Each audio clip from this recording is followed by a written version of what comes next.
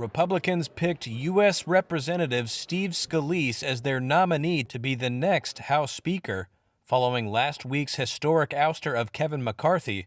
But whether he can win enough votes in the full chamber to claim the Speaker's gavel remains unclear.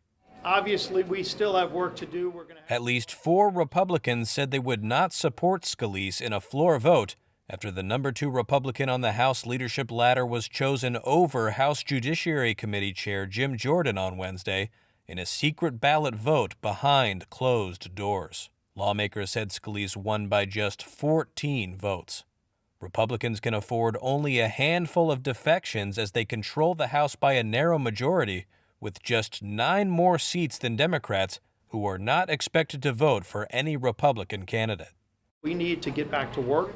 There's a lot of business to take care of. Scalise on Wednesday said Republicans need to quickly resolve the leadership vacuum that has prevented the House from addressing the war in Israel and passing spending bills before current funding runs out on November 17th.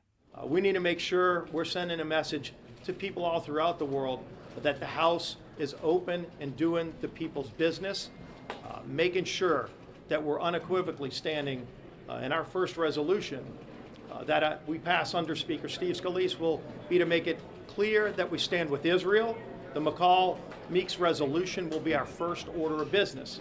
In January, McCarthy had to endure 15 rounds of voting before clinching the speakership.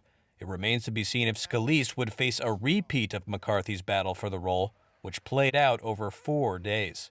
But a decision to postpone a Wednesday afternoon vote on the floor to approve Scalise, who would need 217 votes in the divided chamber, signaled possible headwinds on the path to be confirmed as Speaker.